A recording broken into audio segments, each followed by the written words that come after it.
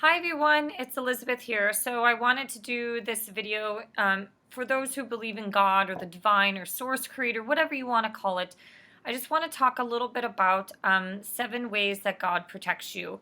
I think with what is happening right now, if you research or talk about so many different spiritual theories, that you will start to see that there's a lot of similarities through everything. And we have entered a little bit of a new paradigm or a new shift, and some people think we're entering the apocalypse. The Mayans talked about the end of the world in 2012, which was not literally the end of the world, but it was in regards to kind of this new paradigm shift. So I do believe that God has this amount of unconditional love for his children that are on earth. And even though some of us fall off of our path throughout that time, he still has this way of unconditionally loving us to a point that us humans don't understand on this earth plane, because we have so much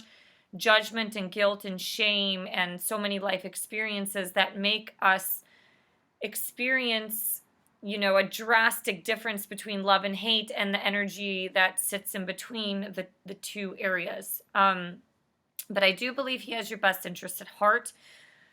Even those dark souls who are here on this planet, they still have a choice. They have a choice to do those things that they want to do, which is harm and kill or hurt other people or to cause trauma.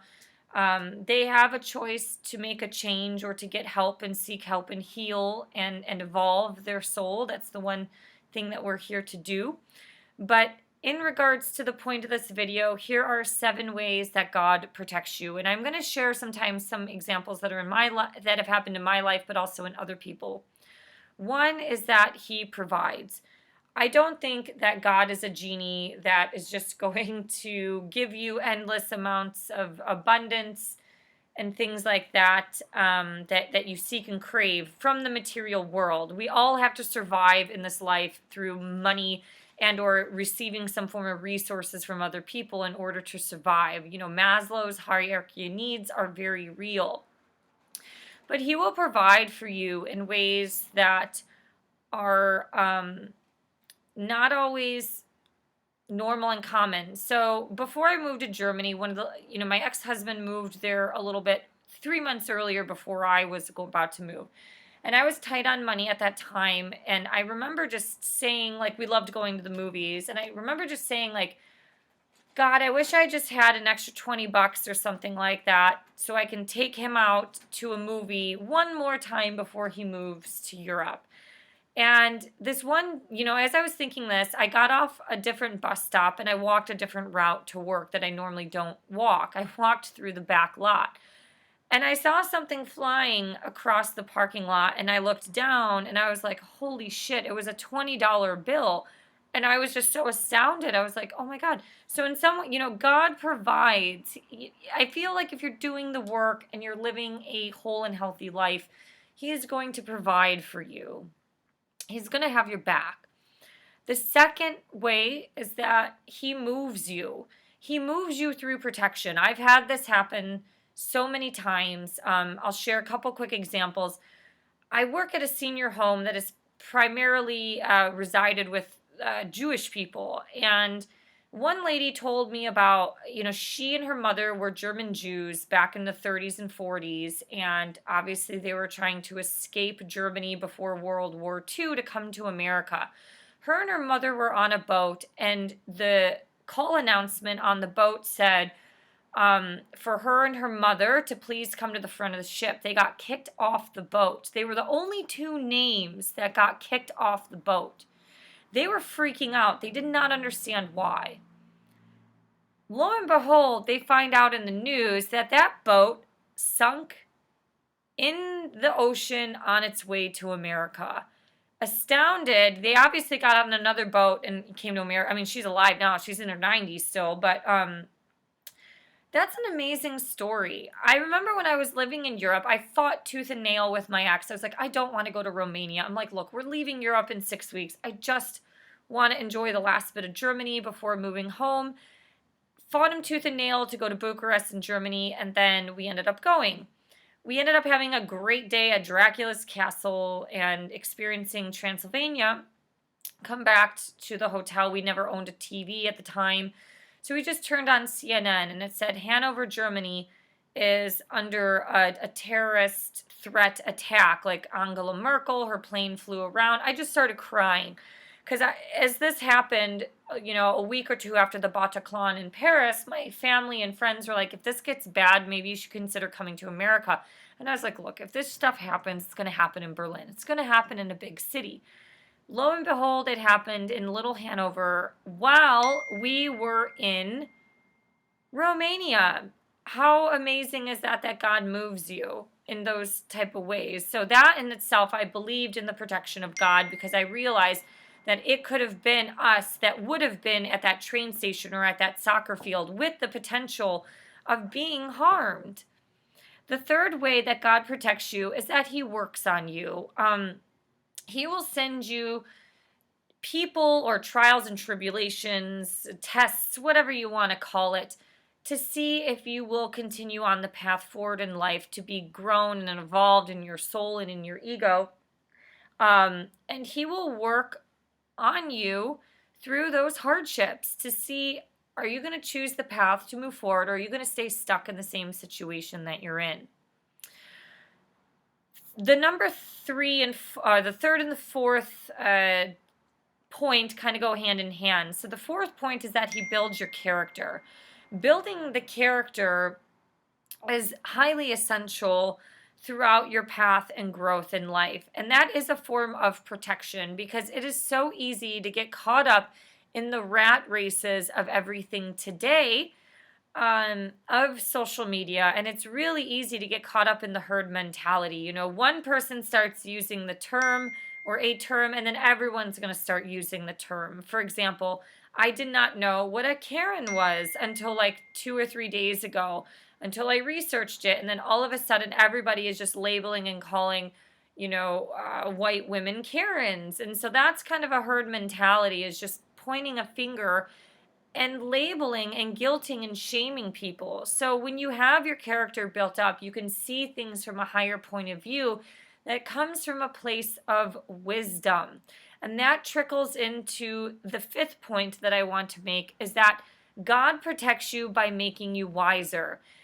People can fight all day long about what spiritual belief or theory is right or wrong. I do believe that all of it has some truths, all of it has some fallacies to it, because when you look at texts in general, these texts can also be used to control humans. So the truth is getting illuminated. It is coming out, and sooner than later, then we'll know the truth. Like the Pope is sitting on some secrets that they don't want people to know about. And a lot of what people are talking about today in the energy healing world is the power of you, your power that comes from an internal sense of development that revolves similar around a Christ consciousness.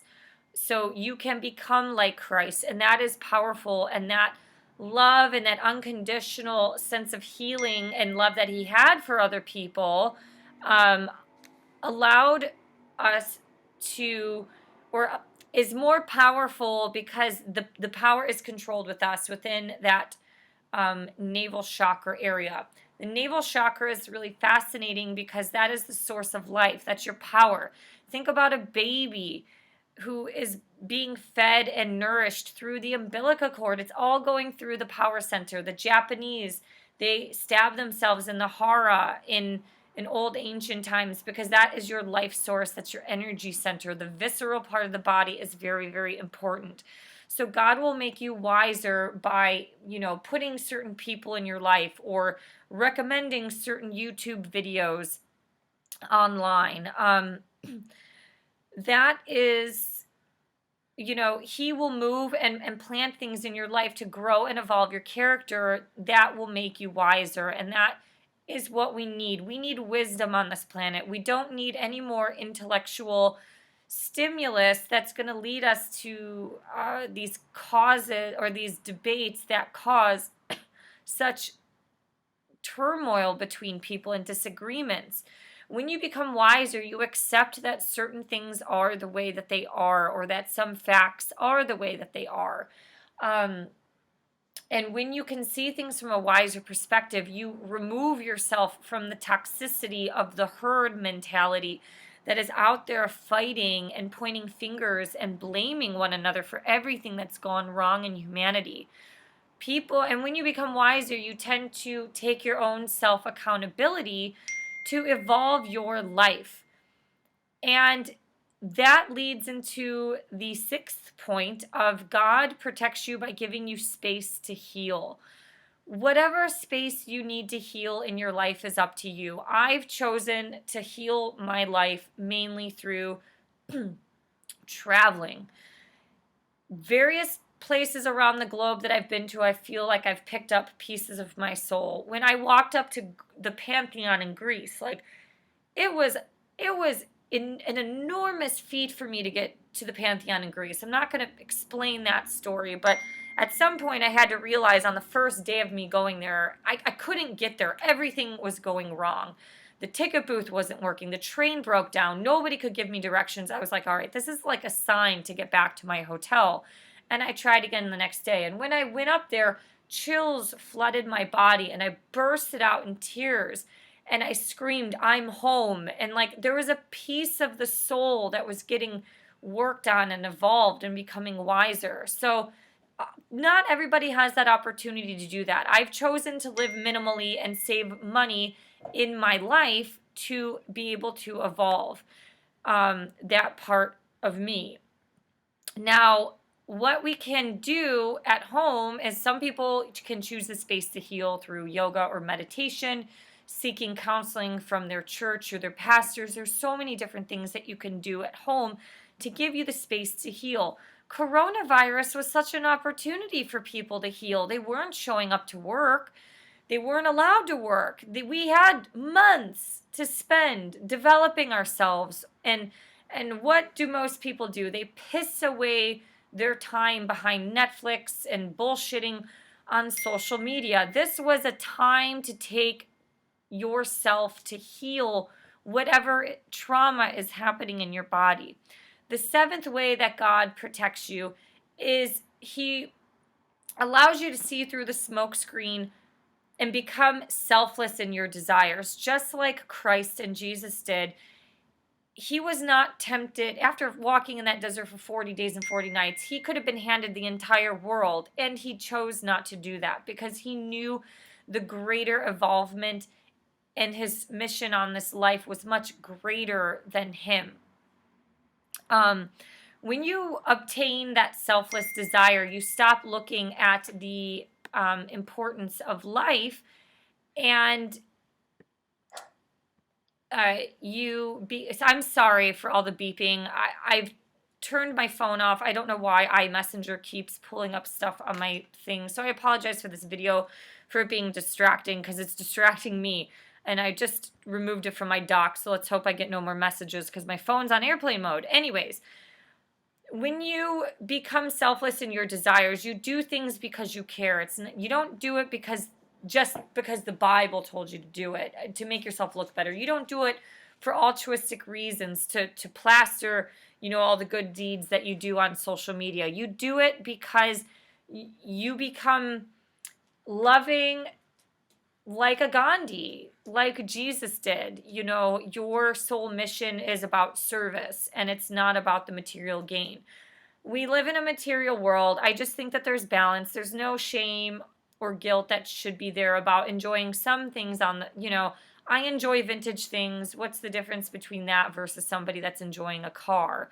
But a lot of those very materialistic pursuits, when it goes overboard, it can be very detrimental to one's growth because it becomes very superficial. And the more superficial you become, the more disconnected you get from source and from God.